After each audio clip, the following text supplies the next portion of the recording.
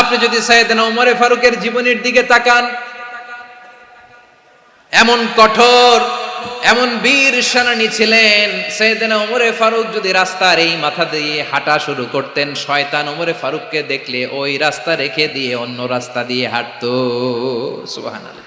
ওমর ফারুক রাদিয়াল্লাহু তাআলা আনহু কি পার্সোনালিটি ছিল, কি পার্সোনালিটি। আমাদের এলাকায় ছোট বাচ্চারা রাতে ভাত খেতে চায় না, আমার মেয়েটাও খেতে চায় না। এটা দিব, ওইটা দিব, আজকে মাহফিলে আসার সময় বলে দিছে লিস্ট করে এটা এটা আনতে হবে। তো ছোট্ট বাচ্চাদের অনেক বায়না থাকে, ওরা রাতে খেতে চায় না। তো মায়েরা বিভিন্ন ভয় দেখায়, এই বাঘ আসবে, বাঘ আসবে খাও, এই ভূত আসবে, ভূত আসবে খাও। আপনারা কি বলেন চট্টগ্রামে? কি আসবে? হ্যাঁ, ভূত, ভূত, ভূত আসবে, বাঘ আসবে, খাও খাও খাও, তাড়াতাড়ি খাও। তো বাচ্চারা এগুলো শুনে ভয়ে খেতে শুরু করে। মদিনার জমিনেও একই ঘটনা ঘটতো। মদিনার ছোট্ট ছোট্ট সোনামণিরা খেতে চাইতো না। তো মায়েরা বলতো, হা হুয়া ইয়াতি উমর, হা হুয়া ইয়াতি উমর, ওই যে ওমর আসতেছে, উমর। ওমরে ফারুকের কথা শুনলে বাচ্চারা একেবারে ঠান্ডা।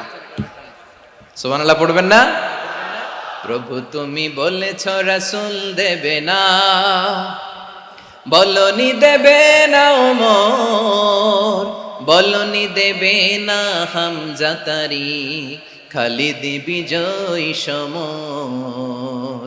প্রভু তুমি বলেছ রাসূল দেবে না, বলনি দেবে না ওমর, বলনি দেবে না হামজা তারিক, খালিদ বিজয় সমর। প্রভু তুমি বলেছ রাসূল দেবে না। আল্লাহু আকবার।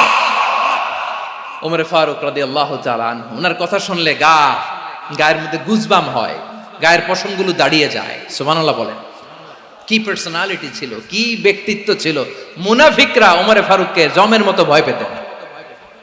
শয়তান, খুদ শয়তান এই রাস্তা দিয়ে আসলে শয়তান অন্য রাস্তা দিয়ে হাঁটতো। ওমর ফারুক রাদিয়াল্লাহু তাআলা আনহুর জীবনে যদি দেখেন, তাহলে সেখানে আপনি আদালতের, ইনসাফের, সুশাসনের, জাস্টিসের নমুনা দেখতে পাবেন। কয়টা শুনবেন? সাইয়েদনা ওমর ফারুকের রাদিয়াল্লাহু তাআলা আনহুর সন্তান আব্দুর রহমান মিশরে মদ খেয়ে মদ্যপ অবস্থায় ধরা পড়েছে। মদ খাওয়ার কারণে, মদ যদি কেউ পান করে আর যদি প্রমাণিত হয়, তার বিচার হলো 80 বেত। আওয়াজ করে বলেন কয় বেত? বাংলাদেশেও তো এই আইন আছে নাকি? বাংলাদেশে আছে? হ্যাঁ, মদ খাইলে 80 বেত, এই আইন বাংলাদেশে চালু হোক। আমরা চাই কি চাই না? চাই সবাই। এজন্যই তো ইসলাম ভাল লাগে না। ইসলামকে ভাল লাগে না। ইসলামকে আউট করে রাখতে পারলেই তো এরকম বড় বড় বোতল খাওয়া যায়। একেবারে সহজ, পানির মতো সহজ হিসাব, একেবারে সহজ। ওমর ফারুক রাদিয়াল্লাহু তাআলা আনহুর ছেলে ভুল করে মদ পান করে ফেলেছিলেন। আব্দুর রহমান, ঘটনা ঘটেছে মিশরে। মিশরের গভর্নর তখন আমর ইবনুল আস রাদিয়াল্লাহু তাআলা আনহু। আব্দুর রহমানের ভাই যে গভর্নরকে বলল, গভর্নর যদি একটু দয়া করেন, খলিফার ছেলে আমার ভাই আব্দুর রহমান মদ্যপ অবস্থায় ধরা পড়েছে, জনসম্মুখে যদি আপনি বেত্রাঘাত করেন আমাদের প্রেস্টিজ থাকে না, যদি 80 বেত আপনি মারেন আমার কোনো কথা নাই, কিন্তু ঘরের ভেতরে মারেন। আব্দুর রহমানের ভাইয়ের সুপারিশ শুনে সাইয়েদনা আমর ইবনুল আস রাদিয়াল্লাহু তাআলা আনহু রাজি হয়ে গেলেন। ঘরের ভেতরে লোকচক্ষুর আড়ালে 80 বেত তিনি মানলেন। কিন্তু ঘটনাক্রমে এই কথা লুকিয়ে লুকিয়ে ঘরের ভেতরে 80 বেত মারার কথা সাইয়েদনা ওমর ফারুক মদিনা থেকে জানতে পারলেন। মদিনা থেকে তিনি ফরমান জারি করলেন, এই বিচার যেমনটি আমর ইবনুল আস আদায় করেছে, এটা প্রকৃতপক্ষে আদায় হয় নাই।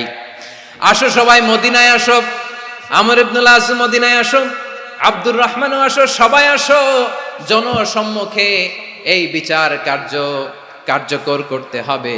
সাইয়েদনা ওমর ফারুক মসজিদে নববীর পিলারের মধ্যে নিজের ছেলেকে বাঁধলেন, আবার জনসম্মুখে 80টা বেত তার গায়ের মধ্যে মারলেন। মাজমুয়ে ফাতাওয়া ইবনে তাইমিয়া রাহিমাহুল্লাহ উনি এটা নকল করেছেন। এটা সবচেয়ে বিশুদ্ধ মত। আরো অনেক মত আছে, মারা গেছে কবরের উপর, ওগুলো বাদই দিলাম। কেমন খলিফা ছিলেন, কেমন খলিফা! পশ্চিমারা তোমরা জাস্টিস আমাদেরকে শেখাও, ইনসাফ কারে বলে সুশাসন আমাদেরকে তোমরা শেখাও। ওমরে ফারুক রাদিয়াল্লাহু তাআলা আনহু ওইটাকে, ওই বিচারকে তিনি ধর্তব্য মনে করেন নাই। মদিনাতে এনে আবার জনসম্মুখে আবার 80 বেত মেরেছেন। মিশরে ওমরে ফারুক রাদিয়াল্লাহু তাআলা আনহু আমর ইবনুল আসকে গভর্নর করে পাঠালেন। সেখানে আমর ইবনুল আসের ছেলে একটা প্রতিযোগিতায় রানার আপ হয়েছে। এক মিশরি সেখানে চ্যাম্পিয়ন হয়েছে। রানার আপ বুঝতে পেরেছেন তো? রানার আপ সেকেন্ড হয়েছে, এক মিশরি হয়েছে চ্যাম্পিয়ন প্রথম। কিন্তু গভর্নরের ছেলে ও জিততে পারে নাই। ও রাগে ওই মিশরির গায়ের মধ্যে কয়েকটা লাঠি দিয়ে বাড়ি মেরেছে। মিশরি যে মদিনাতে ওমরে ফারুকের কাছে বিচার দিলেন, আপনার গভর্নরের ছেলে অন্যায়ভাবে আমার গায়ে হাত তুলেছে। সাইয়েদনা ওমরে ফারুক আবার ফরমান জারি করলেন, আসো মদিনাতে আসো। মিশরীকে ডাকলেন। ওই মিশরের গভর্নর আমর ইবনুল আস রাদিয়াল্লাহু তাআলা আনহুকে ডাকলেন, তার ছেলেকেও ডাকলেন। সবাই বসে রইল। আমর ইবনুল আস রাদিয়াল্লাহু তাআলা আনহু মাথা নিচু করে বসে আছেন, লজ্জায় কাচুমাচু। হায় হায়, আজকে আমার ছেলের কারণে আমিরুল মুমিনিন খলিফাতুল মুসলিমিন ওমরে ফারুকের কাছে আমি জনসম্মুখে লজ্জিত হচ্ছি। সাইয়েদনা ওমরে ফারুক বললেন, এই নাও লাঠি। গভর্নরের ছেলে তোমার মাথার মধ্যে যতগুলো বাড়ি মেরেছে, আজকে জনসম্মুখে তুমি অতগুলা বাড়ি মারো। মিশরি বলে, থাক, আপনি যে ডেকে আনছেন সবার সামনে এটা বলছেন, এতেই আমি খুশি। আল্লাহু আকবার। আপনার মহানুভবতা দেখে আমি খুশি, আর অপমানের দরকার নাই। ওমরে ফারুক বলে, না, খবরদার, এই কথা মিশরি তুমি বলো না, মারো, যতগুলা বাড়ি মেরেছে মারো। বাধ্য হয়ে মিশরি আমর ইবনুল আসের সামনে ওনার কলিজার টুকরা সন্তানের মাথার মধ্যে বাড়ি মারতে আরম্ভ করলেন। ঠিক যতগুলা বাড়ি গভর্নরের ছেলে আমর ইবনুল আসের ছেলে মিশরির গায়ে মেরেছিল, মাথায় মেরেছিল, মিশরি গুনে গুনে ততটা মারলেন। এই দৃশ্য দেখে ওমরে ফারুক রেগে মেগে আগুন, রাগের চোটে রাগ সামলাতে না পেরে, আর নিজেকে সামলাতে না পেরে মিশরিরে বললেন, ছেলেরে মারা শেষ হয়ে গেলে এবার বাবার টাক মাথার মধ্যে কয়েকটা বাড়ি মার। রাগের চোটে, আউট অফ অ্যাঙ্গার, রাগের চোটে, যে আমার পাঠানো গভর্নর আমর ইবনুল আস তার ছেলেকে কেন তারবিয়া কেন শিক্ষা দিতে পারে না। ছেলেরে মারা হইলে এবার আমর ইবনুল আসের মাথার মধ্যে দুইটা মারো। এটা রাগে বলেছেন, এটা শাস্তি হিসেবে না। সুবহানাল্লাহ পড়ে। তোমরা আমাদেরকে সুশাসন শিখাও, আমাদেরকে সুশাসন শিখাও। বিশ্বনবী বলেন, আদল এটা যেন তেন বিষয় না, এটা দিয়েই মানবিক সমাজ গড়তে হবে। আল্লাহ তাআলা কিয়ামতের কঠিন ময়দানে, যেদিন স্বামী স্ত্রীকে চিনবে না, স্ত্রী স্বামীকে দেখে পালিয়ে যাবে, বন্ধু বন্ধুরে চিনবে না, পীর সাহেব মুরিদরে চিনবে না, মুরিদ পীর সাহেবরে চিনবে না, দলের কর্মী তার নেতারে চিনবে না, নেতা তার কর্মীরে চিনবে না, বন্ধু বন্ধুরে দেখে পালাবে। এই কঠিন মুহূর্তে সূর্যটা মাথার কাছে চলে আসবে, জমিনটা তামার জমিন হবে। আজকের জমিনের মতো নয়। মানুষ ঘর্মাক্ত, ক্লান্ত, শ্রান্ত মাথার মগজগুলো কানের ছিদ্র আর নাকের ছিদ্র দিয়ে বেয়ে বেয়ে পড়বে। বিশ্বনবী ফরমান, ময়দানে 7 শ্রেণীর ব্যক্তিকে রব্বুল আলামিন তার আরশের নিচে ছায়া দিবেন। তার মধ্যে প্রথম শ্রেণীর ব্যক্তি হলো ইমামুন আদিল। ইমামুন আদিল, ন্যায়পরায়ণ শাসক, যে ইনসাফের সাথে বিচার করে, যে জাস্টিস সমাজে সার্ভ করে, যে সুশাসন নিশ্চিত করে, ওই ইমামুন আদিল। আদিল শব্দটা বুঝছেন না? ইন্নাল্লাহা ইয়া'মুরু বিল আদল। পাইছেন? আদিল।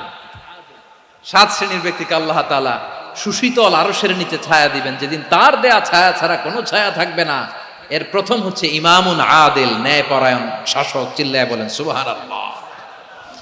আবার বিশ্বনবী বললেন, ইন্নাল মুকসিতিনা ইনদাল্লাহি আলা মানাবিরা মিন নূর আন ইয়ামিনির রহমান। কিয়ামতের দিন যারা ন্যায়পরায়ণ হিসেবে আল্লাহর সামনে দাঁড়াবে, কিয়ামতের দিন রব্বুল আলামিন তার আরশের ডান দিকে ওই ন্যায়পরায়ণ লোকদের জন্য আরশের ডান দিকে একটা নূরের মিম্বারে তাদেরকে বসার সুযোগ করে দিবে। আল্লাহর আরশের ডান দিকে ন্যায়পরায়ণ লোকদের জন্য আল্লাহ তাআলা নূরের মিম্বার বানাবে। 4টে কেন কথা মনে করেছেন? আল আদাল, জাস্টিস। ইন্নাল্লাহা ইয়া'মুরু বিল আদল। আল্লাহ তাআলা এই আদালতের নির্দেশনা দেয়, সুবিচার, সুশাসন। প্রিয় ভাইয়েরা, এটা আমরা বাংলাদেশে চাই কি চাই না? এই যে অরাজকতা, এই যে অন্যায়, এই যে জুলুম, এই যে ইনকনসিস্টেন্সি, সমাজের অসঙ্গতির প্রধান কারণ জাস্টিস নাই, সুবিচার নাই, সুশাসন নাই। শেষবারের মতো আওয়াজ করে বলেন তো, আমরা বাংলাদেশে আদল চাই কি চাই না? তাহলে প্রথম নির্দেশনা শেষ, আল্লাহ তাআলা তোমাদেরকে আদলের আদেশ দেন। এরপরে আল্লাহ বললেন, আমি তোমাদেরকে ইহসানের আদেশ দেই। ইন্নাল্লাহা ইয়া'মুরু বিল আদলি ওয়াল ইহসান।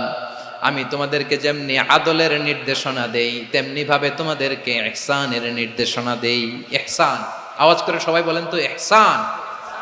সবাই বলেননি, সবাই বললে এতটুকু আওয়াজ হবে আমি বিশ্বাস করি না। আওয়াজ করে বলুন আল ইহসান। ইহসান মানে কারো প্রতি সফট হার্টেড হওয়া, মহানুভব হওয়া, অনুগ্রহ পরায়ণ হওয়া, অনুগ্রহশীল হওয়া, একে অপরের প্রতি দয়াদ্র হওয়া। একে অপরের প্রতি দয়াদ্র, অনুগ্রহশীল হওয়া ছাড়া মানবিক সমাজ কশিনকালেও গঠন করা সম্ভব না। প্রিয় ভাইয়েরা, সুন্দর আচরণ দিয়ে, ইহসান দিয়ে যা জয় করা যায়, নরম আচরণ দিয়ে যেটা অর্জন করা যায়, কঠোরতা দিয়ে সেটা পারা যায় না। বিষ্ণু ঈসা ইসলাম ইহসান দিয়ে, কোমল আচরণ দিয়ে, তার অনুগ্রহ দিয়ে তিনি অনেক কাফিরের হৃদয়কে জয় করে ফেলেছেন। সাইয়েদনা সুমামা ইবনে উসাল রাদিয়াল্লাহু তাআলা আনহুর কথা মনে পড়ে যায়। তিনি ছিলেন ইয়ামামার বাদশা। মদিনাতে বিশ্বনবীকে হত্যা করার নিয়তে এসেছিলেন, গোপনে গোপনে বিশ্বনবীকে হত্যা করে আবার ইয়ামামাতে তিনি ফিরে যাবেন। কিন্তু কি অবাক করা কাণ্ড, হত্যা করতে পারে নাই, সাহাবাদের হাতে তিনি ধরা পড়ে গেলেন। সাইয়েদনা সুমামা ইবনে উসাল রাদিয়াল্লাহু তাআলা আনহু হত্যার নিয়তে আসলেন, কিন্তু হত্যা করতে পারলেন না। সাহাবারা ওনাকে ধরে ফেললেন, ধরে মসজিদে নববীর পিলারের মধ্যে বেঁধে রাখলেন। সুমামা ইবনে উসাল, সিরাত থেকে শুনে, সিরাত থেকে শোনাচ্ছি, রাদিয়াল্লাহু তাআলা আনহু ইয়ামামার অধিপতি ছিলেন। ইয়ামামা বিশ্বনবীকে হত্যার জন্য আসছেন, ধরা পড়ে গেছেন, এখন মসজিদে নববীতে বেঁধে রাখছে, তার মানে বন্দী। এখন স্ট্যাটাস কি? বন্দী, ক্যাপটিভ। তো বিষ্ণু ঈসা ইসলাম সাহাবাদেরকে বললেন, তার খোঁজ খবর নিও, সুমামা ইবনে উসালের খোঁজ খবর নিও। সাহাবারা বলেন, ইয়া রাসূলুল্লাহ, আপনাকে হত্যা করতে এসেছে, তার তো কঠিন ক্যাপিটাল পানিশমেন্ট হওয়া দরকার, কঠিন শাস্তি হওয়া দরকার। বিশ্বনবী বললেন, না, আমি যেটা জানি তোমরা সেটা জানো না, তোমরা সুমামার সাথে ভালো আচরণ করো। বিশ্বনবী সুমামার কাছে গেলেন। প্রথম দিন যে তিনি কালেমার দাওয়াত দিলেন, ইমানের দাওয়াত দিলেন, ইসলামের দাওয়াত দিলেন, রিসালাতের দাওয়াত দিলেন, আখিরাতের দাওয়াত দিলেন। পরের দিন যে বিশ্বনবী সালাতের দাওয়াত দিলেন, যাকাতের দাওয়াত দিলেন, ইসলাম কি, কিভাবে, কেমন করে পালন করতে হয় চমৎকার আর্টিকুলেট করতে শুরু করলেন। তন্ময় হয়ে সুমামা ইবনে উসাল রাদিয়াল্লাহু তাআলা আনহু বিশ্বনবীর কথাগুলো শুনতে আরম্ভ করলো।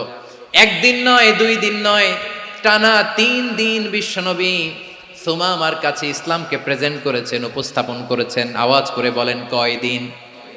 3 দিন। 3 দিন মসজিদে নববীতে বাঁধা।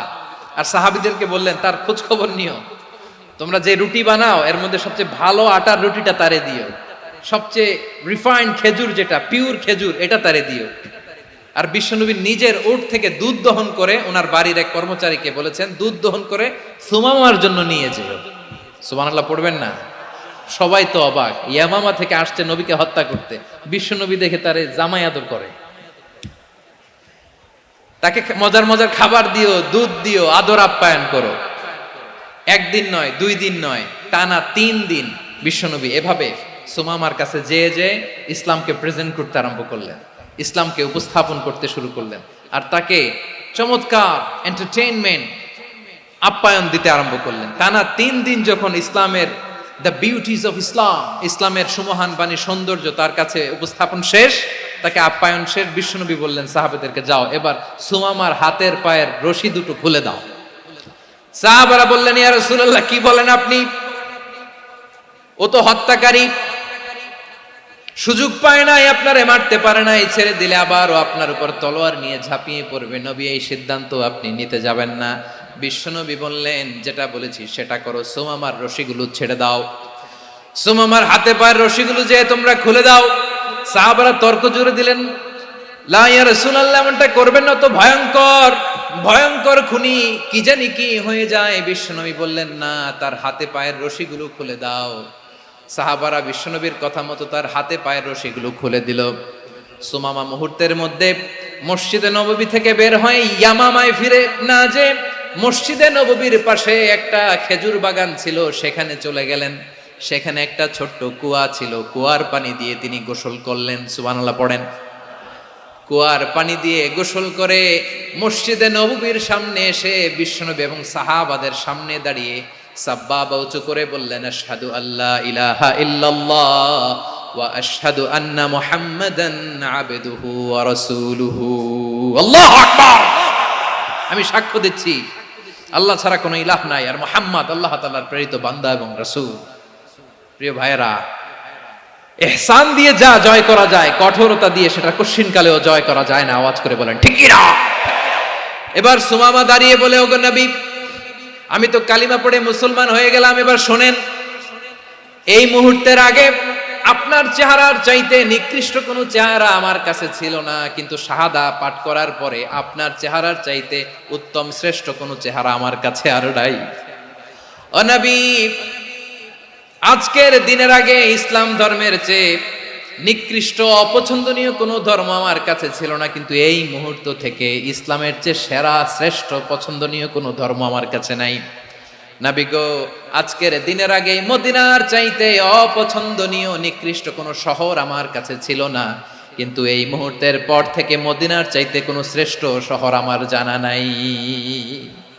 সে ছিল গমের বড় ডিলার, গম বেচতো। কি বেচতো? তার গম কিনে মক্কার লোকেরা রুটি খাইতো। সে ঘোষণা দিল, আজকে থেকে মক্কাবাসীদের জন্য সব গম আমি হারাম করে দিলাম, মক্কাবাসী এখন না খেয়ে মরে। সুবহানাল্লাহ পড়বেন না? মক্কাবাসী বিশ্বনবীর কাছে আসলেন, এসে বললেন, মুহাম্মদ, আমরা তো তোমার ভাই, তোমার চাচা, তোমার ভাতিজা, তোমার আত্মীয়, তুমি সুমামারে বলো সে যেন আবার গমের সাপ্লাই মক্কার জন্য অনুমতি দিয়ে দেয়। বিশ্বনবীর অনুমতি ক্রমে সুমামা আবার মক্কাতে গম পাঠাতে শুরু করলো। পড়েন সুবহানাল্লাহ। ইহসান, ইহসান দিয়ে আপনি যেটা জয় করতে পারবেন, you can win the heart of your enemies. ইহসান দিয়ে আপনি আপনার শত্রুর হৃদয়কে জয় করতে পারবেন। আওয়াজ করে বলেন ঠিক কি না? এজন্য আল্লাহ বললেন, ওয়া আনফিকু ফি সাবিলিল্লাহি ওয়া লা তুলকু বিআইদিকুম ইলাত তাহলুকা ওয়া আহসিনু ইন্নাল্লাহা ইউহিব্বুল মুহসিনিন। তোমরা আল্লাহর রাস্তায় দান করবে আর নিজেরা নিজেদেরকে ধ্বংসের হাতে ঠেলে দিও না। তোমরা একে অপরের প্রতি ইহসান করবে, কারণ ইহসানকারীদেরকে আল্লাহ বড্ড ভালোবাসেন। সুবহানাল্লাহ পড়েন। আবার সূরা রহমানে আল্লাহ বললেন, হাল জাযাউল ইহসানি ইল্লাল ইহসান ফাবিআইয়ি আলা, সবাই পড়েন, ফাবিআইয়ি আলাই রাব্বিকুমা তুকাযযিবান। ইহসানের প্রতিদান হিসেবে ইহসানি হয়। বিশ্বনবী সুমামার প্রতি যেমন ইহসান করেছেন, সুমামাও ঠিক তেমন ইহসান ফিরিয়ে দিয়েছে। ঠিক কিনা বলেন? তাহলে এক নম্বরে হচ্ছে আদ, ন্যায় বিচার। দুই নম্বরে সবাই বলেন ইহসান, সদাচরণ। ইহসান দুই ধরনের প্রিয় ভাইরা, ইহসান ফিল ইবাদা, ইহসান ফিল মুআমালা। ইহসান ফিল ইবাদা হচ্ছে একাগ্র অনুভবে ইবাদতে ডুব দেওয়া, এর নাম ইবাদতের ইহসান। সুবহানাল্লাহ পড়ে। বিশ্বনবী বলেন ইহসান মানে কি জানো নাকি? হাদিসে জিবরিলে সাইয়েদনা জিবরিল আলাইহিস সালাম বিশ্বনবীকে বললেন, আখবিরনি আনিল ইহসান। নবী আমাদেরকে বলেন ইহসান মানে কি? বিশ্বনবী বললেন, আনতা আবুদাল্লাহ কাআন্নাকা তারাহু ফাইন লাম তাকুন তারাহু ফাইন্নাহু ইয়ারাক। ইহসান মানে হলো এমন ভাবে তুমি আল্লাহর সামনে নিজেকে উজাড় করে ইবাদত করবে, তুমি ভাববে তুমি আল্লাহকে দেখতে পাচ্ছ। আর এটা যদি ভাবা তোমার জন্য কঠিন হয়ে যায়, অন্তত এতটুকু তুমি ভাববা যে আল্লাহ তোমাকে দেখতে পাচ্ছেন। ঠিক কিনা বলেন? ও আমার বীর চট্টলার ভাইয়েরা, কেউ যেটা দেখে না সেটা দেখে কে? এই বিশ্বাস হৃদয়ের মধ্যে আছে? নামাজে যখন দাঁড়ান এই ফিলিংসটা আনা যাবে? হ্যাঁ, এশার সালাত তো এখনো হয় নাই না? আলোচনা শেষে এশার সালাত এখানে অনুষ্ঠিত হবে, তাই না? আচ্ছা বলুন তো, আমরা এশার সালাত পর্যন্ত বেঁচে থাকবো এই গ্যারান্টি আছে কার কার? হাত তোলেন। কয়েকজন হাত তুলছে পেছনে, না বুঝে তুলে ফেলছে। এশা পর্যন্ত যে আমরা হায়াত পাবো কোনো গ্যারান্টি আছে? সবাই আওয়াজ করে বলেন, গ্যারান্টি আছে? গ্যারান্টি নাই। এজন্য বিষ্ণু ইসলাম বলেছে, এমন ভাবে নামাজে দাঁড়াও, ইবাদত করো, মনে করো হতে পারে এটাই আমার জীবনের শেষ নামাজ। পারফর্ম দ্য সালাহ as if this is your last and final prayer. এমন ভাবে সালাতে দাঁড়াও, ভাবো হতে পারে এটাই তোমার জীবনের শেষ নামাজ। এমন ভাবে নামাজে দাঁড়াও, ভাবো এটাই শেষ নামাজ। তাহলে নামাজে একাগ্রতা বাড়ায় দিবে কে? ফলে ইবাদতের ইহসান আমাদের অর্জিত হবে। আর মুআমালাতে ইহসান হলো, বিশ্বনবী বলেন, ইন্নাল্লাহা তাবারাকা ওয়া তাআলা কাতাবাল ইহসানা আলা কুল্লি শাই, ফাইযা কাতালতুম ফাআহসিনুল কিতলা ওয়া ইযা যাবাহতুম ফাআহসিনুয যাবহা ওয়ালিয়ুহিদ্দা আহাদুকুম শাফরাতাহু ওয়ালিয়ুরিহ যাবিহাতাহু। ইহসান দুই ধরনের, আওয়াজ করে বলতে হবে। কয় ধরনের? সবাই বলুন আওয়াজ করে, কয় ধরনের? একটা হচ্ছে ইহসান ফিল ইবাদা, ইবাদতে ইহসান। ইবাদতে ইহসান কি? একাগ্র অনুভব দিয়ে ইবাদত করা, মন প্রাণ দিয়ে ইবাদত করা। আর মুআমালাতে ইহসান কি?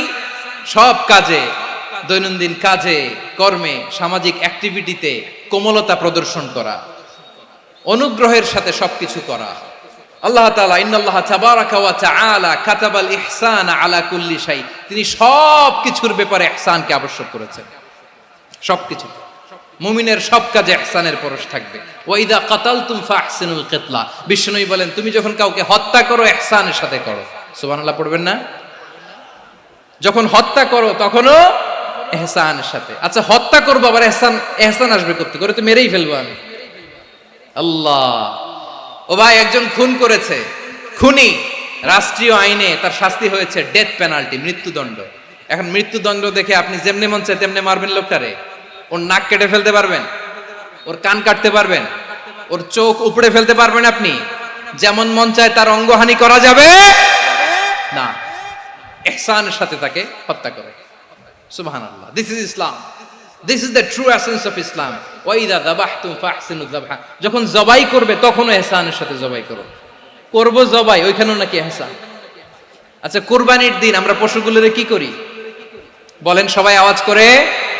জবাই। জবাই মানে তো এটার মেরেই ফেলতেছি, একটু পরে তো টুকরো টুকরো করে গোশতগুলো খাবো, এটা তো খাবো, এটা তো মেরেই ফেলবে। বিষ্ণু বলে না, জবাইয়ের মধ্যেও, মুমিনের জবাইয়ের ভেতরেও ইহসানের পরশ থাকা চাই। যখন জবাই করবে প্রাণীটাকে হাত পা টাইট করে বেঁধে নাও, ছুরিটাকে শার্পেন করে নাও, ধারালো করে নাও, যাতে অল্প সময়ে জবাইটা হয়ে যায়, প্রাণীটা যাতে কম কষ্ট পায়। সুবহানাল্লাহ পড়ে। দিস ইজ কল্ড ইহসান। ইহসান, আল্লাহ তাআলা যেমনি আদলের আদেশ করেছেন, ন্যায় বিচার, জাস্টিস এনশিওর করতে বলেছেন, সমাজে ইহসানের ব্যবহার, ইহসানের অনুশীলন তিনি করতে বলেছেন। এজন্য মুমিনের প্রতিটি কাজে, আমার চট্টগ্রামের ভাইয়েরা আমার দিকে তাকান, খেয়াল করে শুনুন, মুমিন জীবনের প্রতিটি কাজে ইহসানের পরশ থাকা চাই। আমরা যেন আমাদের পরিবারের প্রতি ইহসান করি, আমরা যেন আমাদের কর্মচারীদের প্রতি ইহসান করি, আমরা যেন আমাদের কলিগদের প্রতি ইহসান করি, আমরা যেন আমাদের ভাইদের প্রতি ইহসান করি। মুমিন জীবনের প্রতি কাজে ইহসানের পরশ থাকার দরকার আছে না নাই? কথা বুঝতে পেরেছেন? তাহলে আল্লাহ তাআলার তিনটা আদেশ ছিল, কয়টা গেল? ভুলে গেছে, ভুলে গেছে চট্টগ্রাম। তিনটা আদেশের মধ্যে কয়টা বললাম? প্রথমে কি ছিল?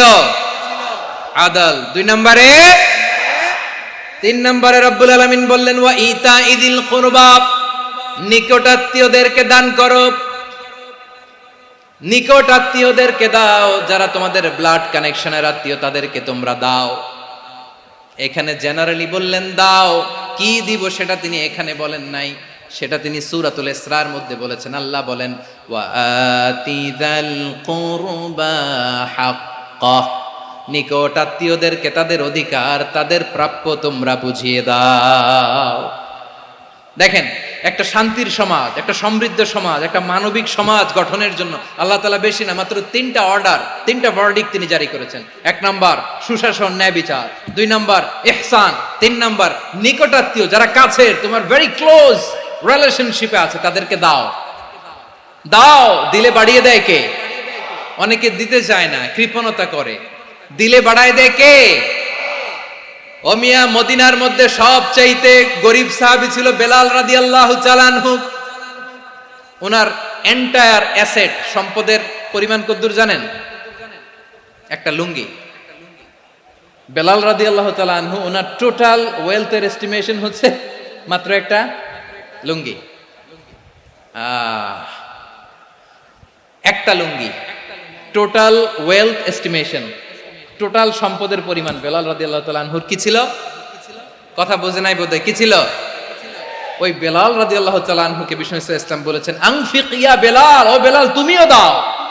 ওয়ালা তাখশা মিন যিল আরশি ইখলালা, আরশের অধিপতির তো কোনো ঘাটতি নাই, তুমি দিলে ওই আল্লাহ তোমারে বাড়ায় দিবে। এজন্য আমার প্রিয় ভাইয়েরা, দিলে কমে না, দিলে বাড়ে। অনেকে ধরে রাখে, নতুন কিছু নিতে পারে না, হাত দিয়ে যেটা ধরে রেখেছেন এটা দিয়ে দেন, বড় একটা ধরার সুযোগ পাবেন। জোরে বলেন ঠিক কিনা?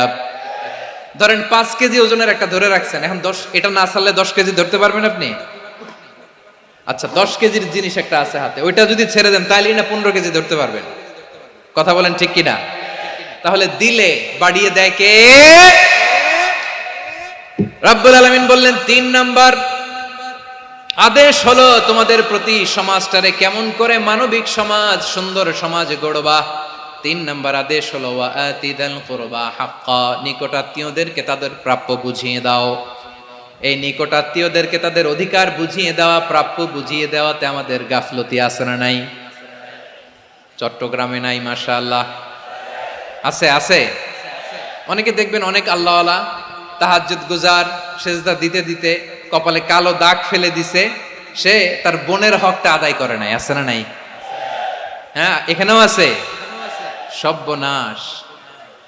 অনেক বড় হাজী সাহেব, বিশাল লম্বা দাড়ি, ছেলেরে সব দিয়ে দিছে, মেয়েরে কিছু দেয় নাই, মেয়ের হক আদায় করে নাই।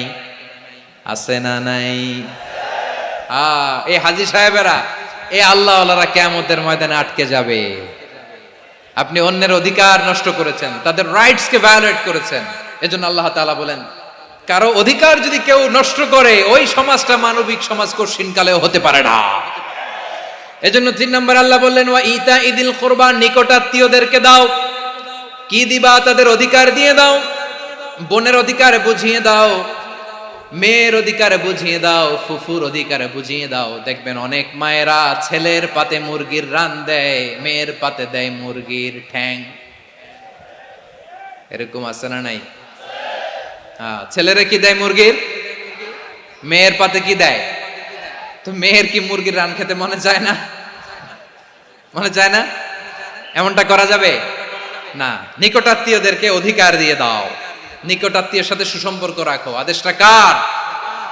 এজন্য প্রিয় ভাইয়েরা, জীবনে যদি বারাকা অর্জন করতে চান, নিকটাত্মীয়দের সাথে সুসম্পর্ক রাখতে হবে, তাদের জন্য উপহার পাঠাতে হবে। বিশ্বনবী বলেন লা ইয়াদখুলুল জান্নাতা কাতে, যে ব্যক্তি আত্মীয়তার সম্পর্ককে ছিন্ন করে দেয়, সে কশিনকালেও আল্লাহর জান্নাতে ঢুকবে না। আপনি কি এটারে সহজ হাদিস মনে করছেন?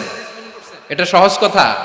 আপনি ভাবছেন আপনার নামাজ আপনারে বাঁচাতে পারবে, আপনার রোজা বাঁচাতে পারবে, আপনার তাহাজ্জুদ আপনারে বাঁচাতে পারবে? অধিকার নষ্ট করলে কিছুই আপনারে বাঁচাতে পারবে না। এজন্য নিকট আত্মীয়দেরকে দিতে হবে বেশি বেশি। বিশ্বনবী বলেন ইন্না সাদাকাতা আলাল মিসকিনি সাদাকা ওয়া আলা যির রাহিমি ইসনাতান সাদাকাতুন ওয়া সিলা। মিসকিনরে দান করলে শুধু দানের সওয়াব হয়, নিকট আত্মীয়কে দান করলে 2টার সওয়াব হয়। সাদাকার সওয়াব হয়, আবার আত্মীয়তার বন্ধন অটুট রাখার সওয়াব হয়ে যায়। আবার বিশ্বনবী বললেন মান সাররাহু আইয়ুবসাতা লাহু ফি রিজকিহি ওয়া ইউনসালাহু ফি আসারিহি ফালইয়াসিল রাহিমা।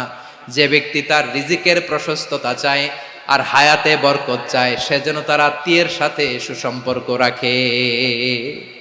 আমার প্রিয় চট্টলার ভাইয়েরা, আমাদের রিজিক বাড়ুক, এটা আমরা চাই কি চাই না? সবাই চান? হ্যাঁ, আমাদের রিজিকে প্রশস্ততা আসুক, চাই কি চাই না? আমাদের হায়াতে বরকত আসুক, আমরা চাই কি চাই না? এই দুইটা যদি চান তাহলে নিকটাত্মীয়দের সাথে সুসম্পর্ক রাখবেন, পারবেন? তাহলে সমাজটারে মানবিক সমাজ বানায় দিবে কে? তিনটা আদেশ চলে গেল। কয়টা? আওয়াজ করে বলেন। 1 নম্বরে কি ছিল? 2 নম্বরে, 3 নম্বরে নিকটাত্মীয়দেরকে দান। আপনাদেরকে আরো শোনার আগ্রহ আছে? আপনাদের মনোযোগ আছে না গেছে? কষ্ট হচ্ছে না? মাশাআল্লাহ, মাশাআল্লাহ। তাকবীর পড়ুন, লিল্লাহে তাকবীর।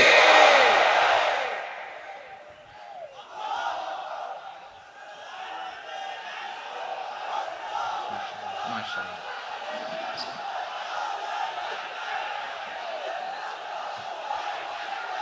আমার প্রিয় ভাইয়েরা, আল্লাহ তাআলা তিনটা জিনিসের যেমনি আদেশ করেছেন, অনুরূপভাবে তিনটা বিষয় তিনি বারণ করেছেন, নিষেধ করেছেন। ওগুলোর কাছেও যাওয়া যাবে। শুনবেন। রাব্বুল আলামিন বলেন, ওয়ায়ানহা আনিল ফাহশাই ওয়াল মুনকারি ওয়াল বাগি। আমি যেমনি তিনটি বিষয়ে আদেশ করলাম, অনুরূপভাবে তিনটি বিষয়ে বারণ করলাম, নিষেধ করলাম। আমার 1 নাম্বার নিষেধাজ্ঞা হলো অশ্লীলতার প্রতি। ফাহশা, ওয়ায়ানহা আনিল ফাহশা। আল্লাহ তাআলা অশ্লীলতাকে নিষেধ করেছেন। কোন জিনিসকে? সবাই বলুন, কোন জিনিসকে? যত ধরনের, যত টাইপের, যত ক্যাটাগরির অশ্লীলতা হতে পারে, সব অশ্লীলতাকে হারাম করেছেন কে? ফাহশা মানে কি? কথায়, কাজে, আচরণে, কমেন্ট, ফেসবুকের কমেন্টসে যত ধরনের নোংরামো আছে, যত ধরনের অশ্লীলতা আছে, এটাকে আরবিতে বলে ফাহশা। এটাকে কি বলে? রাব্বুল আলামিন বলেন, কুল ইন্নামা হারামা রাব্বিয়াল ফাওয়াহিশা মা যাহারা মিনহা ওয়া মা বাতান। ও নবী, আপনি বলে দেন, আমার রব প্রকাশ্য, অপ্রকাশ্য, স্পষ্ট কিংবা অস্পষ্ট, দৃশ্যমান কিংবা অদৃশ্যমান সব অশ্লীলতাকে হারাম করেছেন। সব ধরনের অশ্লীলতা হারাম, সব ধরনের। আল্লাহ তাআলা আমাদেরকে অশ্লীলতা থেকে বাঁচান, অশ্লীলতা থেকে তিনি আমাদেরকে হেফাজত করুক। পড়েন আমিন। এবার বলেন, আমাদের সমাজে অশ্লীলতা আছে না নাই? চট্টগ্রামে নাই? আমি কই নাই, ওনারা বলে আছে। দেখছেন, আমি সামহাও বাঁচায় দেওয়ার ট্রাই করতেছি, ওনারা বলে আছে। অশ্লীলতা নানা ভাবে, নানা নামে, নানা মোড়কে আমাদের সমাজে আছে না নাই? সংস্কৃতির নামে, ফ্যাশনের নামে, বিনোদনের নামে, উপন্যাসের নামে, কনসার্টের নামে অশ্লীলতা আছে না নাই? আপনি দেখেছেন কনসার্টগুলোর অবস্থা? এই যে আতিফ আসলাম যে আসছে আমাদের দেশে, তারপর কে কে আসছে, আমাদের তরুণ তরুণীরা, আমাদের যুবক যুবতীরা, আমাদের জেনজিরা, কি অবস্থা ওইখানে? হ্যাঁ, কি অবস্থা? কে বাঁচাবে ওদের? কে রক্ষা করবে ওদের ইমানের, ওদের চরিত্রের হেফাজতের গ্যারান্টি কে দিবে? কনসার্টের নামে অশ্লীলতা আছে না নাই? ছেলে মেয়ে একে অপরকে জড়ায় ধরতেছে, একে অপরকে চুমু খাচ্ছে, প্রকাশ্যে, দিবালোকে, গণমানুষের সামনে। আল্লাহ তাআলা এই অশ্লীলতা থেকে আমাদেরকে বেঁচে থাকতে বলেছেন, বেঁচে থাকতে বলেছেন। রূপালী জগতের নামে অশ্লীলতা আছে না নাই? এই টার্মটা আপনারা জানেন না? রূপালী জগৎ কি জগৎ? আসলে কি রূপালী জগৎ না অন্ধকার জগৎ? আমার বোনেরা, আপনাদেরকে যে কি বলে তারা বুঝায়, রূপালী জগৎ শুনেই আপনি ভরকে যাবেন না। রূপালী জগতে যে নারী যত বেশি উলঙ্গ, সে নাকি তত বেশি সাহসী। জানেন, বলে এটা একটা সাহসী নারী, খুব সাহসী পদক্ষেপ তার। যত বেশি শরীর থেকে কাপড় নামাতে পারবে, যত বেশি বস্ত্রহীন হয়ে নিজেকে প্রেজেন্ট করতে পারবে, সে নাকি তত বেশি সাহসী। আমার চট্টলার ভাইয়েরা, শয়তানের প্রথম এজেন্ডা ছিল বনি আদমকে বস্ত্রহীন করা। সে আদম এবং হাওয়া আলাইহিস সালামকে নিষিদ্ধ গাছের ফল খাইয়ে তাদেরকে বস্ত্রহীন করেছে। এই জামিনেও সে আমাদেরকে বস্ত্রহীন করতে চাইবে, এই রূপালী জগতের নামে। তারা এটা করে। আমার প্রিয় বোনেরা, আপনি জানেন না আপনার দাম কত। ওরা আপনাদেরকে বিজ্ঞাপনের সস্তা পণ্য বানাতে চায়। ওরা আপনাদেরকে ওদের ভোগের লিপসার টুলস বানাতে চায়। ওরা আপনাদেরকে দিয়ে ওদের খায়েশ পূরণ করতে চায়। এটা আপনাদের জন্য মোটেও ডিগনিটি নয়, এটা আপনাদের জন্য সম্মান নয়। আপনার সম্মান শালীনতায়, আপনার সম্মান হেজাবে, আপনার সম্মান ভদ্রতায়, আপনার সম্মান আপনার ডিসেন্ট পোশাকে। পোশাক বলে দেয় এই নারীটা ভদ্র না অভদ্র। পোশাক বলে দেয় এই মেয়েটা কোন ঘরের মেয়ে। আওয়াজ করে বলেন ঠিক কিনা? আপনি জানেন না আপনারা সস্তা পণ্য বানায়, ভোগের পণ্য, বিলবোর্ডে আপনাকে উলঙ্গ করে উপস্থাপন করে। এই অশ্লীলতার সাথে ইসলামের কোনো সম্পর্ক। এজন্য আল্লাহ বলেন আমি অশ্লীলতাকে হারাম করেছি। অশ্লীলতাকে হারাম করার প্রথম কারণ হলো এর মাধ্যমে মানবতাকে অপমানিত করা হয়। কারণ মানুষের সম্মান মানুষের পোশাকে। মানুষ যখন পোশাকহীন হয়ে যায়, বস্ত্রহীন হয়ে যায়, তার সম্মান কমে যায়, ঠিক কিনা?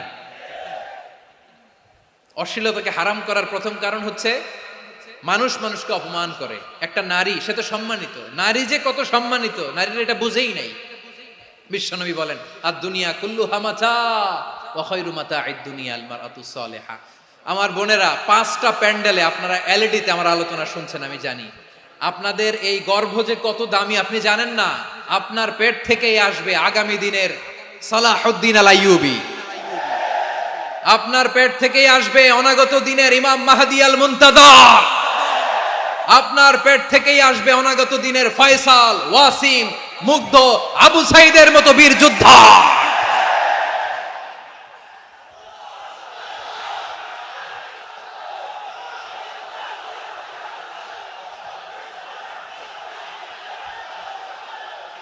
আমার প্রিয় বোনেরা, আমার প্রিয় বোনেরা, বিশ্বনবীর কথার ওজন খেয়াল করেন। আর দুনিয়া কুল্লুহা মাতা ওয়া খায়রু মাতা'আদ দুনিয়া আল মারআতুস সালিহা। দুনিয়ার সবকিছুই অ্যাসেট, এর মধ্যে সবচেয়ে দামি অ্যাসেট নেককার নারী। আপনার গর্ভ যে কত দামি আপনি জানেন না। নিজের সময়টাকে কাজে লাগান, কোরআন পড়েন, সুন্নাহ পড়েন। আপনার অনেক দায়িত্ব ঘরে। You are the MD of your family. একটা family it's a very big institution. পরিবার একটা অনেক বড় প্রতিষ্ঠান। And you are the MD of your institution. আপনি এই পরিবারের MD, managing director of your family. এখানে আপনার কত দায়িত্ব। আপনি ছেলে মেয়েদেরকে তারবিয়া করবেন। আপনি আপনার স্বামীর জন্য ঘরটার জান্নাতের নীর বানাবেন। আপনার জন্য জান্নাতের ডুপ্লেক্স বাড়ি ওইখানে তৈরি করে রাখবে কে? আপনি যে কত দামি আপনি জানেন না। নারীদেরকে আল্লাহ বানিয়েছেন উচ্চতর করে, নিম্নতর নয়। নারীদেরকে ছোট্ট জিনিস দিলে এটার বড় করে দেয়। নারীদেরকে ভ্রূণ দিলে, শুক্রাণু দিলে নারী এটারে বাচ্চা হিসেবে উপহার দেয়, ঠিক কিনা? বিয়ের মাধ্যমে স্বামী যখন তার শুক্রাণু তার স্ত্রীকে উপহার দেয়, স্ত্রী রিটার্নে কি উপহার দেয়? ফুল ফর্ম বেবি, মানব সন্তান। দেখছেন, আপনি দিলেন একটুকুনি, দিছে বিশাল। আপনি যদি নারীকে বাজার এনে দেন, নারী এটাকে সুস্বাদু খাবারে রূপান্তর করে দেয়। আপনি তাকে একটা মুচকি হাসি দিয়ে দেন, সে তার কলিজা দিয়ে দেয়। কিন্তু যদি আপনি তার মনে কষ্ট দেন, সে আপনার জীবনকে জাহান্নাম বানায়া দেয়। খবর আছে, নারীর মন বুঝতে পারলে নেয়ামত, বুঝতে না পারলে কিয়ামত, ঠিক কিনা বলে? কত দামি আপনি জানেন না। জানেন না আপনি কত দামি, অনেক দামি আপনি। আপনাদেরকে যেন ভোগের সস্তা পণ্য বানাতে না পারে, আপনাদেরকে সচেতন থাকতে হবে, সজাগ থাকতে হবে, কনসার্ন থাকতে হবে। শয়তানের ওই হাতছানির দিকে আর নজর দেওয়া যাবে না। তাহলে কেন আল্লাহ তাআলা এই ফাহশা, অশ্লীলতাকে হারাম করলেন? 1 নাম্বার, এতে হিউম্যান ডিগনিটি কমে। 2 নাম্বার, এতে মানুষের অধিকার নষ্ট হয়। আপনি বিয়ে করেছেন, এরে পরকিয়া করেন, ওর সাথে এরকম আছে না নাই? স্ত্রীর অধিকার নষ্ট করেছেন। আপনি বিবাহ সম্পর্কে আবদ্ধ হয়েছেন তার সাথে, আপনি পরকিয়া করেন ওই ছেলের সাথে, আপনি আপনার হাজবেন্ডের সাথে বিট্রে করেছেন। এজন্য আল্লাহ অশ্লীলতাকে হারাম করেছে। অশ্লীলতাকে হারাম করার আরেকটা কারণ হচ্ছে আল্লাহ তাআলা এই হিউম্যান জেনারেশনকে এটাকে প্রিজার্ভ করতে চায়। হিফজুন নাসল, এটা মাকাসিদুশ শরিয়ার অনেক গুরুত্বপূর্ণ একটা মাকাসিদ, অনেক গুরুত্বপূর্ণ। আপনার নাসাল, আপনার জেনারেশনকে সংরক্ষণ করা। এই যে আসতেছে ফেব্রুয়ারি, কত ফেব্রুয়ারি জানো? এটা কি বিশ্ব ভালোবাসা দিবস? হ্যাঁ, কি দিবস? এই বিশ্ব ভালোবাসা দিবসের সাথে মুসলমানদের কোনো সম্পর্ক নাই। আমার প্রিয় ভাইরা, এই যে আপনি অবৈধ সম্পর্কে জড়ালেন, কেন আল্লাহ অশ্লীলতাকে হারাম করেছে দেখেন। বলতেছিলাম যে এটা আপনার নাসাল, আপনার জেনারেশন, আপনার লিনিয়েজ, আপনার বংশকে প্রিজার্ভ করা। কে কার বাবা, কে কার মা, বাবা মা জানা, প্রজন্মকে প্রিজার্ভ করা, এটা ইসলাম ওয়াজিব করে দিয়েছে। এই যে অবৈধ সম্পর্কের কারণে, বিশ্ব বেহায়া দিবসের কারণে, এগুলোর আউটকাম, আউটপুট হিসেবে মাঝে মাঝে ঢাকা মেডিকেলের ডাস্টবিনে নবজাতকের বাচ্চার কান্নার আওয়াজ শুনতে পাওয়া যায়। চট্টগ্রাম মেডিকেলের ডাস্টবিনে নবজাতকের কান্না শুনতে পাওয়া যায়। বীর চট্টলার মুসলমানেরা বুঝতে পারলে আওয়াজ করে বলেন, এই যে চট্টগ্রাম মেডিকেলে যে নবজাতকটা পাওয়া গেল, ওর বাবাকে আমাকে বলেন, ওর বাবাকে, ওর মাকে, ও কোন ফ্যামিলির সন্তান কেউ জানে? আপনি হিউম্যান ডিগনিটিকে অপমান করেছেন না? আপনি তার ভবিষ্যৎকে অন্ধকার করেছেন না? আপনি তার লিনিয়েজকে প্রশ্নবিদ্ধ করে দিয়েছেন না? এই জন্য আল্লাহ তাআলা অশ্লীলতাকে আমাদের জন্য হারাম করে দিয়েছেন। পড়েন সুবহানাল্লাহ। এই জন্য রাব্বুল আলামিন বলেন, কুল ইন্নামা হারামা রাব্বিয়াল ফাওয়াহিশা মা যাহারা মিনহা ওয়া মা বাতান। প্রকাশ্য অপ্রকাশ্য সব অশ্লীলতাকে হারাম ঘোষণা করে দিয়েছে কে? আবার দুনিয়ার বুকে যারা অশ্লীলতার প্রসার করে তাদের জন্য শাস্তি মজুদ রেখেছে কে? রাব্বুল আলামিন বলেন, ইন্নাল্লাযীনা ইউহিব্বুনা আন তাশিআল ফাহিশাতু ফিল্লাযীনা আমানু লাহুম আযাবুন আলীমুন ফিদ দুনিয়া ওয়াল আখিরাতি ওয়াল্লাহু ইয়ালামু ওয়া আনতুম লা তা'লামুন। নিশ্চয়ই যারা বিশ্বাসীদের মাঝে অশ্লীলতার প্রচার প্রসার করতে চায় তাদের জন্য আমি মর্মন্তুদ শাস্তি প্রস্তুত করে রেখেছি, দুনিয়াতেও রেখেছি, আখিরাতেও রেখেছি। ঘোষণাটা কার? যারা এই নাটকের নামে, সিনেমার নামে, রূপালী জগতের নামে, মুভির নামে, ওটিটি প্ল্যাটফর্মের নামে আমার সমাজে অশ্লীলতা ছড়াতে চায় তাদের জন্য কঠিন মর্মন্তুদ শাস্তি মজুদ রেখে দিয়েছে কে? ও আমার বোনেরা, এখনো আপনি জাগবেন না? এখনো আপনার চিন্তার দুয়ারে এখনো নাড়া পড়ে নাই? ওরা আপনাকে উলঙ্গ বানাতে চায়, ওরা আপনাকে আইটেম গার্ল বানাতে চায়। এজন্য ইসলাম অশ্লীলতাকে হারাম করেছে। হারাম। ইসলাম বলেছে যোজন যোজন দূরে থাকো, ওরা বলে না কাছে আসো, কাছে আসার গল্প, ক্লোজ আপ ওয়ান, কাছে আসার গল্প আছে না নাই? চট্টগ্রামে তো এগুলো নাই মাশাআল্লাহ। হ্যাঁ, এখানেও আছে ক্লোজ আপ ওয়ান, কাছে আসার গল্প। আল্লাহ বলেন ওয়ালা তাকরাবুজ জিনা, কাছেও এসো না, জিনা থেকে যোজন যোজন কিলো দূরে থাকো, ওরা বলে কাছে আসার গল্প।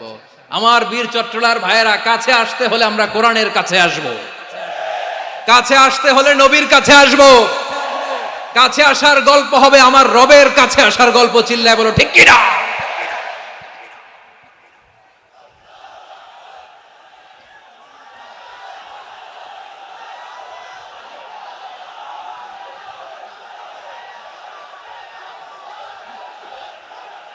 বসুন বসুন আমার ভাইয়েরা।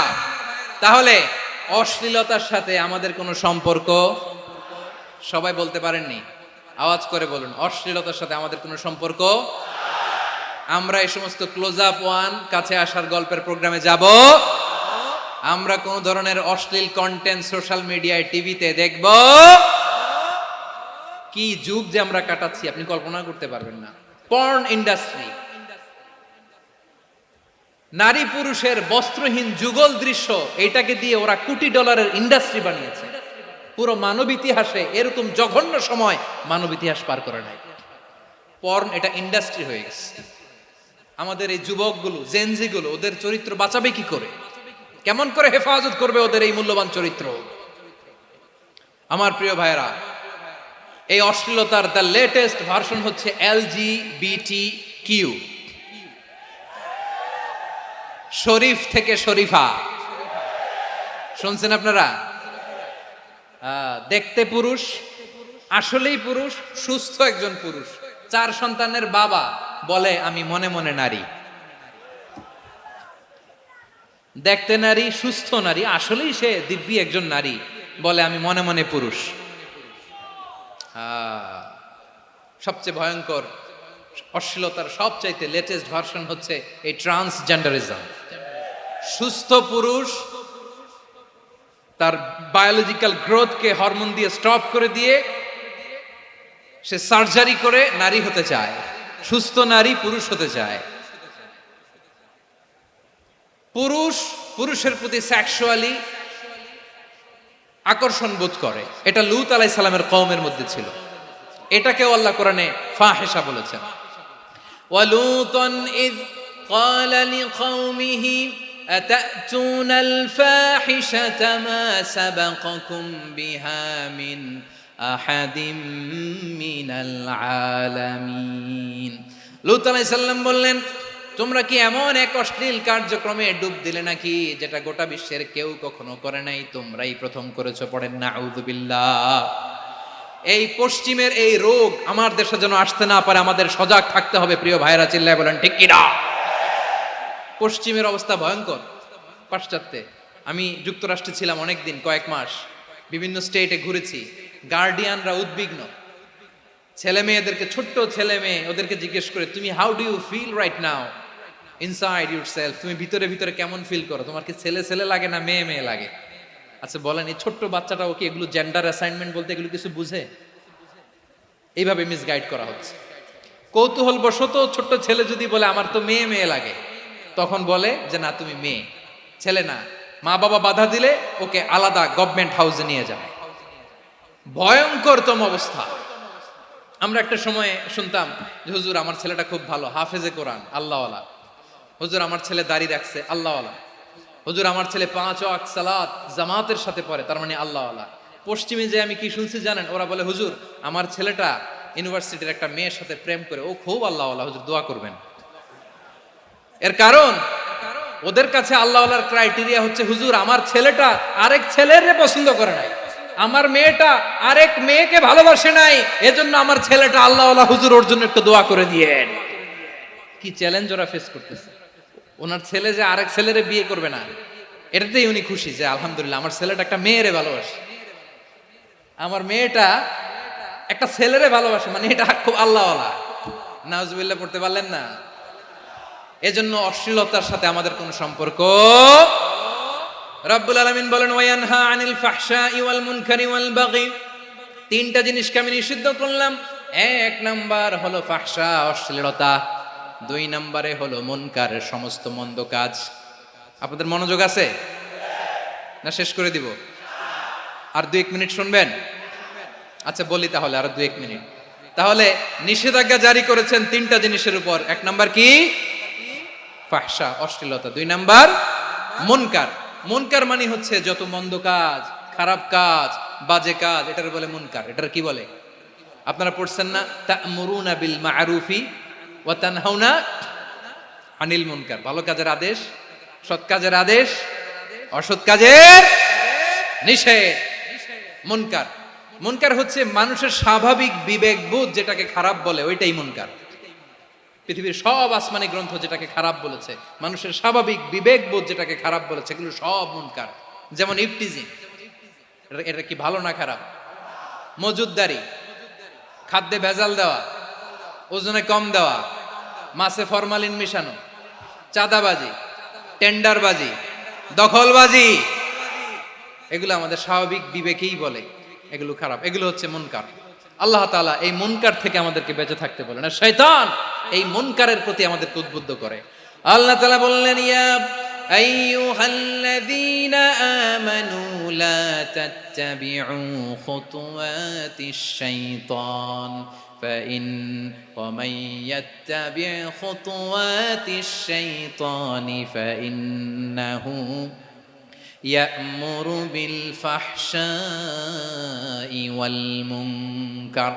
আল্লাহ বললেন আমার গোলামেরা শোনো শোনো, ও আমার বিশ্বাসী বান্দারা খবরদার, তোমরা কশিনকালেও শয়তানের পদাঙ্ক অনুসরণ করবে না, কারণ শয়তান তোমাদেরকে অশ্লীলতা এবং মন্দ কাজের দিকে উদ্বুদ্ধ করে। আমাদের কাজ হচ্ছে শয়তান আমাদেরকে যেদিকে নিতে চায় আমরা তার উল্টা দিকে যাব, ঠিক কিনা বলে? শয়তান এই মন্দ কাজকে আমাদের কাছে বিউটিফাই করে চাকচিক্যময় করে আমাদের সামনে উপস্থাপন করে। এজন্য আল্লাহ বলেন মুনকারকে থামাতে হবে, মুনকার প্রতিরোধ করতে হবে। মুনকার প্রতিরোধের দায়িত্ব শুধু আমাদের নাকি? শুধু আপনার খতিব সাহেবের, ইমাম সাহেবের, নাকি মুসলিম উম্মার সবার? আওয়াজ করে বলুন, মুনকার অসৎ কাজ প্রতিরোধের দায়িত্ব কার? রাব্বুল আলামিন বলেন কুনতুম খায়রা উম্মাতিন উখরিজাত লিন-নাসি তা'মুরুনা বিল মা'রুফি ওয়া তানহাউনা আনিল মুনকার। তোমাদেরকে শ্রেষ্ঠ জাতি করে জমিনের মধ্যে আবির্ভূত করা হয়েছে, যাতে করে তোমরা জমিনের ভেতরে সৎ কাজের আদেশ করতে পারো আর অসৎ কাজের নিষেধ করতে পারো। উম্মাহ কুনতুম খায়রা, তাহলে গোটা উম্মার দায়িত্ব, এটা বুঝতে পারছেন তো? আচ্ছা, আরো নিচে আসেন। এরপরে আল্লাহ বললেন শুধু উম্মাহ না, এই জমিনের রাজত্ব আমি যাদের হাতে দেই, এই জমিনের মালিক আমি যাদেরকে বানিয়ে দেই, যাদেরকে আমি সরকারের দায়িত্ব দেই, তাদেরকেও মুনকার প্রতিরোধের দায়িত্ব দিয়েছে কে?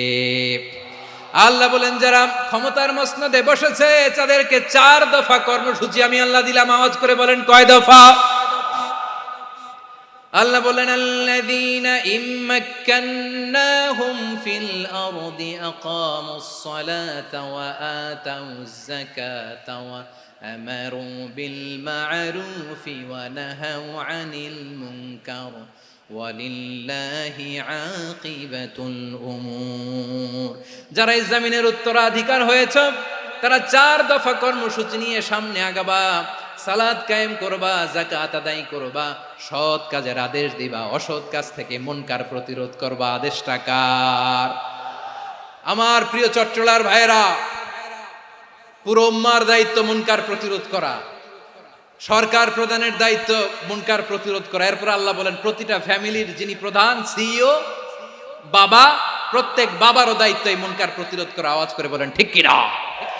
যেমনটি সাইয়েদনা লোকমান আলাইহিস সালাম ওনার কলিজার টুকরা সন্তানকে আদেশ করেছেন, ইয়া বুনাইয়া আকিমিস সালাতা ওয়া'মুর বিল মা'রুফি ওয়ানহা আনিল মুনকার। পড়েন সুবহানাল্লাহ। বাবা ছেলেকে সবক দিচ্ছে। কে সবক দিচ্ছে? কাকে? লোকমান আলাইহিস সালাম ছেলেকে বলতেছে, ওরে আমার কলিজার টুকরা সন্তান, ওরে আমার বাছা, নামাজ কায়েম করবা, সৎ কাজের আদেশ দিবা, আর মুনকার প্রতিরোধ করবা, অসৎ কাজ সমাজ থেকে খারাপ কাজকে ঝেঁটে বিদায় করে দিবা। তাহলে দেখেন আমি স্টেপ বাই স্টেপ নামলাম। পুরা উম্মার দায়িত্ব, জমিনের উত্তরাধিকারী আল্লাহ যাদেরকে বানিয়েছেন সরকার, তাদের দায়িত্ব, প্রতিটি ফ্যামিলির প্রধানের দায়িত্ব। এরপরে বিশ্বনবী বলেন সচেতন প্রতিটি মুসলিমের দায়িত্ব সমাজ থেকে মুনকারকে উৎখাত করা। বিশ্বনবী বলেছেন মান রাআ মিনকুম মুনকারান ফালিয়ুগাইয়িরহু বিয়াদিহি ফাইন লাম ইয়াস্তাতি ফাবিলিসানিহি ওয়া ইন লাম ইয়াস্তাতি ফাবিকলবিহি ওয়া যালিকা আযআফুল ঈমান। সমাজে যে মুনকার দেখবে, খারাপ কাজ দেখবে, সে যেন হাত দিয়ে সেটাকে থামায়। কি দিয়ে? আপনাদের তো হাত নাই না? হাত আছে, হাত আছে। ওরা যেই হাত দিয়ে অন্যায় করে ওইটা প্রতিরোধের জন্য আমাদেরও হাত আছে না নাই? থামাতে হবে, থামাতে হবে।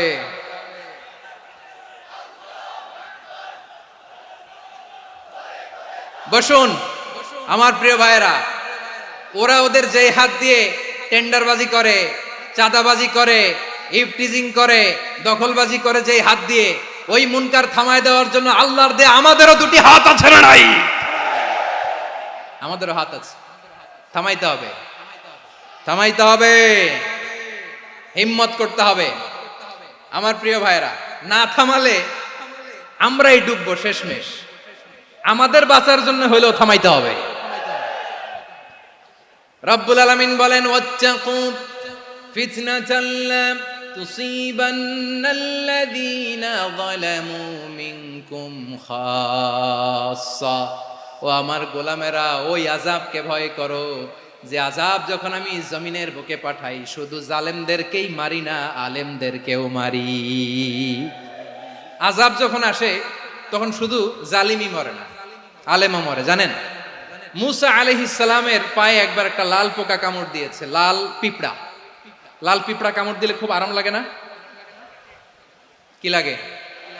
হ্যাঁ, জলে না? লাল একটা পিঁপড়া কামড় দিছে, তো উনি রেগে মেগে পাশি দেখে লাল পিঁপড়ার বাসা, পা দিয়ে ডলে মুছে সবগুলো পিঁপড়া মেরে ফেলছে। এই ঘটনাটা আল্লাহ ঘটিয়েছেন, এজন্য মুসা আলাইহিস সালাম ছিলেন কালিমুল্লাহ, সরাসরি আল্লাহর সাথে কথা বলতেন। তিনি আল্লাহকে জিজ্ঞেস করেছিলেন, আল্লাহ তুমি যখন কোনো জনপদে আযাব পাঠাও, শাস্তি দাও, ওখানকার শুধু জালেমরাই তো মরে না, ভালো মানুষগুলাও মরে, তো আযাব দিবা মুশরিকদের উপর দিবা, অবাধ্যদের উপর দিবা, ভালো মানুষগুলারে মারো কেন? আল্লাহ বললেন, মুসা তোমার যে কামড় দিছিল পায়ের মধ্যে পিঁপড়া, কয়টা পিঁপড়া? জোরে বলেন। একটা পিঁপড়া, তো সবগুলারে মারলা কেন? রেগে মেগে পুরো পিঁপড়ার বাসা ভেঙে ম্যাসাকার করলা কেন? এই মুসা, আমি যখন অ্যাকশনে যাই, আমি যখন শাস্তি দেই, তখন এত বাস বিচার করা হয় না, বাস বিচার করা যায় না। যখন অ্যাকশনে যাওয়া হয় ওইটা ডাইরেক্ট অ্যাকশন হয়ে যায়। চিল্লায় বলো ঠিক কি না? এজন্য আমাদের বাঁচার জন্য হলেও এই পাপ থামাতে হবে, এই শয়তানের অট্টহাসি থামাতে হবে, অন্যায় অপরাধ সমাজ থেকে আমাদের থামাতে হবে। কারণ আযাব আসলে ওরাও মরবে, আমরাও মরব। একটা জাহাজ 2 তলা, আপনি আছেন 2য় তলায়, শুনতেছেন? শুনতেছেন? জাহাজ কয় তলা? আপনি কোন তলায়? 2য় তলায়। নিচের তলার কিছু লোক জাহাজের তলা ছিদ্র করতে আরম্ভ করছে। কি ছিদ্র করতেছে? আচ্ছা, জাহাজের তলা ছিদ্র করলে তলা দিয়ে কি ঢুকে? এখন আপনি যদি বলেন আমার কি, আমি তো 2 তলায়, আমার কি, আমি তো সেফ, আমি তো সেফ জোন, আমি তো ভালো আছি, আমি তো ভালো আছি, ওরা ছিদ্র করে ওরা মরবে। আসলে কি শুধু ওরা মরবে, নাকি তলা ফুটো হলে ভিতরে পানি ঢুকলে আপনারও সলিল সমাধি হবে? তলা দিয়ে যখন পানি ঢুকবে, জাহাজ ঢুকলে আপনিও মরবেন। এজন্য নিজে মরার আগে ওই পাগলগুলোর নিচতলায় যে থামাতে হবে। চিল্লায় বলেন ঠিক কি না? এজন্য আল্লাহ বললেন, মুনকার প্রতিরোধের দায়িত্ব সমাজের টপ টু বটম সবার। পুরো আম্মার দায়িত্ব, সরকার প্রধানের দায়িত্ব, প্রতিটি ফ্যামিলির প্রধান বাবার দায়িত্ব, বিশ্বনবী বললেন প্রতিটি সচেতন মুসলিমের দায়িত্ব। এজন্য মুনকার প্রতিরোধ করার দরকার আছে না নাই? সমাজে এই যে ইফটিজিং হয়, আপনার বোনের বয়সী একটা মেয়েকে কিছু বকাটে টিটকারি করে, এই বলে সেই বলে, নোংরা কথা বলে, রাস্তায় দেখেও আপনি পাশ দিয়ে না দেখার মতো চলে যান কেন? আপনি দাঁড়ান না কেন? আপনি দাঁড়ালেই তো থেমে যাবে, কারণ সত্যের যে শক্তি তার সামনে মিথ্যা মুখ থুবড়ে পড়ে। আপনার সামনে ও কিছুই না, নাথিং। আপনি দাঁড়ান, ওকে প্রশ্ন করেন যে আমার বোনকে তুমি ডিস্টার্ব করো কেন? আপনাকে দেখে আরো 5 জন দাঁড়াবে, 5 জনকে দেখে আরো 10 জন দাঁড়াবে। আমাদের নীরবতা আর আমাদের নিশ্চুপ থাকাই জালিমদেরকে আরো শক্তিশালী জালিম বানিয়েছে। এজন্য মুনকার প্রতিরোধের দায়িত্ব আমাদের সবার। টেন্ডারবাজি, চাঁদাবাজি, দুর্নীতি, অপরাধ, দখলদারিত্ব, মজুদদারি, এগুলো সব কিছু একসাথে প্রতিরোধ করতে হবে। ঠিক কিনা বলেন? একটা মানবিক সমাজ যদি চাই, প্রতিরোধ করতে হবে। প্রিয় ভাইয়েরা, আল্লাহর শপথ নিয়ে বলি, এই নাসিহাতগুলো সবার জন্য, সব দলের জন্য, সব মতের মানুষের জন্য। আমরা কোনো দলের প্রতি মানুষকে ডাকি না, আমরা ডাকি ইসলামের দিকে। সব দলের, সব মতের, সব মানুষদেরকে আমরা আহ্বান জানাই, আসুন আমরা একটা সুন্দর সমাজ বিনির্মাণ করি। এই যে নতুন বাংলাদেশের এক সুযোগ এসেছে, আর জীবনে হয়তো আসবে না, সামনের 100 বছরে এই সময় আসবে না। আসুন দেশটাকে আমরা সাজাই, আসুন আমরা দুর্নীতি বন্ধ করি, আসুন আমরা চাঁদাবাজি বন্ধ করি, আসুন আমরা দখলদারিত্ব বন্ধ করি, আসুন আমরা এক দল আরেক দলকে নিশ্চিহ্ন করার যে রাজনীতি, এটা বন্ধ করি। সব দলের প্রতি আমার আহ্বান। আমি কিছুদিন আগে একটা নিউজ দেখলাম, ওই যে লন্ডনে বসে জনাব তারেক রহমান সাহেবকে আমি ধন্যবাদ দিতে চাই। উনি সংবাদ শোনা মাত্রই ওনার দলের অনেক চাঁদাবাজকে উনি বহিষ্কার করেছেন। I do appreciate. প্রতিটি দলের এরকম ইনিশিয়েটিভ নেওয়ার দরকার আছে না নাই? যে কোনো দলে এই প্র্যাকটিসটা থাকার দরকার আছে না নাই? চাঁদাবাজদের সাথে আপনারা নিজেদেরকে মুক্ত ঘোষণা করবেন যে এরা আমার দলের কর্মী হতে পারে না। আমরা চাঁদাবাজ মুক্ত বাংলাদেশ চাই, জুলুম মুক্ত বাংলাদেশ চাই, ফ্যাসিজম মুক্ত বাংলাদেশ চাই, গুণ খুন খারাপি মুক্ত বাংলাদেশ চাই। আমরা নতুন ভোরের বাংলাদেশ চাই।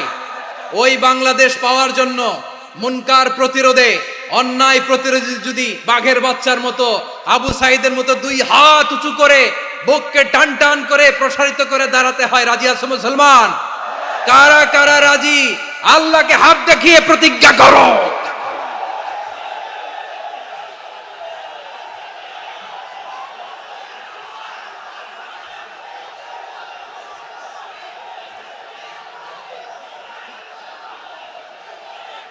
আমার প্রিয় ভাইয়েরা বসুন,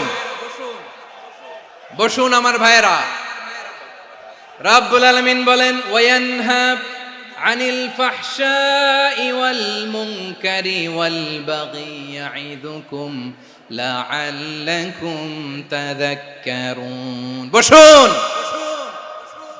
আল্লাহ বললেন, আমি অশ্লীলতাকে নিষেধ করি, আমি সব ধরনের মন্দ কাজকে নিষিদ্ধ করি, সব শেষে আমি সীমা লঙ্ঘনকে তোমাদের জন্য নিষিদ্ধ করি। আলোচনা মনে আছে তো, না ভুলে গেছেন? নিষিদ্ধ করেছেন কয়টা জিনিস? 1 নম্বরে অশ্লীলতা, 2 নম্বরে মুনকার তথা সব মন্দ কাজ, 3 নম্বরে আল বাগি সীমা লঙ্ঘন, ক্রসিং দ্য লিমিট।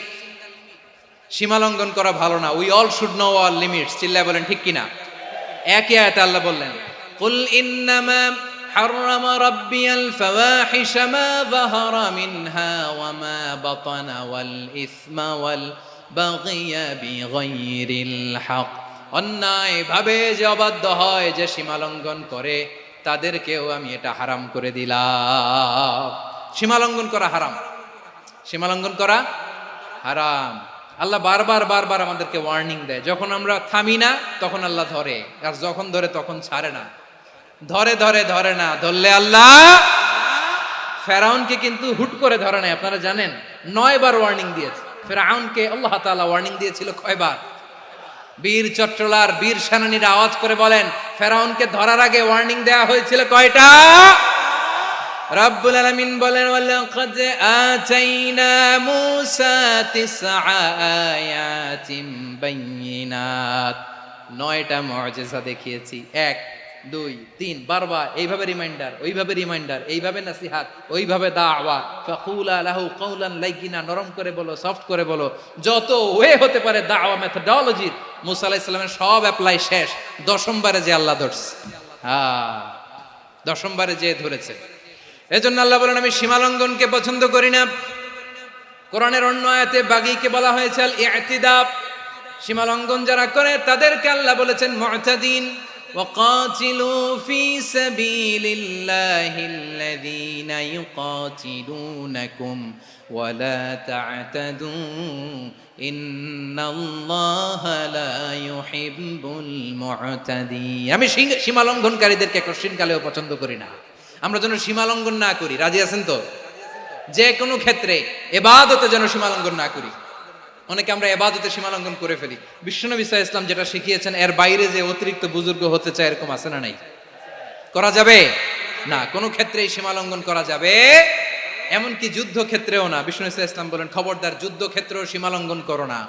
কি সুন্দর ইসলাম আমরা পেয়েছি। বিশ্বনবী বলেন, খবরদার যুদ্ধের ময়দানে কোনো নারীর গায়ে হাত তোলো না, কোনো শিশুর গায়ে হাত তোলো না, কোনো গবাদি পশু হত্যা করো না, কোনো শস্য ক্ষেত্র ধ্বংস করো না, ইবাদতরত অন্য ধর্মের কোনো সন্ন্যাসীর গায়ে হাত তোলো না। বলেন সুবহানাল্লাহ। তাহলে আমরা সীমা লঙ্ঘন করতে পারবো? প্রিয় ভাইরা, একটা সুখী, সমৃদ্ধ, শান্তির সমাজ, মানবিক সমাজ যদি আমরা গঠন করতে চাই, আমাদের আল্লাহর দেয়া কয়টা আদেশ মানতে হবে বলেন দেখি? সবাই বলেন কয়টা? আর বেঁচে থাকতে হবে কয়টা জিনিস থেকে? আওয়াজ করে বলেন কয়টা? আচ্ছা, আদেশ নাম্বার 1 কি ছিল বলেন? আল্লাহর আদেশ কি? 1 নাম্বার আদাল, ন্যায়পরায়ণতা। আমরা সুবিচার, সুশাসন, ন্যায় বিচার চাই কি চাই না? 2 নম্বরে কি ছিল? মাশাআল্লাহ, আওয়াজ করে বলেন 2 নম্বরে কি ছিল? ইহসান। আমরা যেন সবার প্রতি দয়া পরবশ হই, ইহসান করি। 3 নম্বরে কি ছিল? নিকটাত্মীয়দের দান করা, তাদের অধিকার প্রাপ্য বুঝিয়ে দেওয়া। পাশাপাশি তিনটা জিনিস থেকে আল্লাহ বারণ করেছেন, নিষেধ করেছেন। তার প্রথমটা ফাহশা, অশ্লীলতা। অশ্লীলতার সাথে আমাদের কোনো সম্পর্ক। আজকের এই ঐতিহাসিক চট্টগ্রামের প্যারেড ময়দান থেকে আমরা যত ধরনের মা তাহারা মিনহা মা বাতান, প্রকাশ্য অপ্রকাশ্য, দৃশ্যমান অদৃশ্যমান, সব অশ্লীলতা থেকে নিজেদেরকে মুক্ত ঘোষণা করলাম। অশ্লীলতাকে আমরা না বলে দিলাম। আওয়াজ করে সবাই বলুন নো। অশ্লীলতার সাথে আমাদের কোনো সম্পর্ক। 2 নম্বর নিষেধাজ্ঞা কি ছিল? আল মুনকার, সমাজের যত মন্দ কাজ এগুলোকে আমরা প্রতিরোধ করব। রাজি আছেন তো সবাই? 3 নম্বরে আল বাগি, সীমালঙ্ঘন। কোন মুসলিম সীমালঙ্ঘন করে না, এমনকি যুদ্ধক্ষেত্রেও না। আওয়াজ করে বলেন ঠিক কি না? রাব্বুল আলামিন শেষে বললেন ইয়াইদুকুম লাআল্লাকুম তাযাক্কারুন, আল্লাহ তোমাদেরকে উপদেশ দেন যাতে তোমরা শিক্ষা গ্রহণ করো। আমরা উপদেশ দিব, আমরা জোর করে কাউরে কিছু মানাতে চাই না। লা ইকরাহা ফিদ্দিন ওয়া যাক্কির ফা ইন্না যিকরা তানফাউল মুমিনিন। উপদেশ দিলে এটা মুমিনদের কাজে দেয়। লাস্তা আলাইহিম বিমুসাইতির ইন্নামা আনতা মুযাক্কির। নবী হে, আপনি রিমাইন্ডার দাতা, আপনি উপদেশ দিবেন। আমরাও বিশ্বনবীর এই হাদিসগুলো থেকে, কোরআনের আয়াত থেকে রিমাইন্ডার, এই কথামালা বাণীবাহক হিসেবে এই বাণীগুলো আপনাদের সাথে কাছে পৌঁছে দিলাম। আমরা আল্লাহ তাআলার কাছে প্রার্থনা করি, আল্লাহ আমরা যেন আদল দিয়ে আমাদের সমাজকে গঠন করতে পারি। আল্লাহ আমরা যেন ইহসান করতে পারি, আমরা যেন নিকটাত্মীয়দের দান করতে পারি। আল্লাহ যত ধরনের অশ্লীলতা, অনাচার, মন্দ কাজ, সীমালঙ্ঘন, অবাধ্যতা থেকে যেন আমরা বেঁচে থাকতে পারি। আল্লাহ তাআলা আমাদের সবাইকে কথাগুলো বোঝার ও আমল করার তৌফিক দান করুক।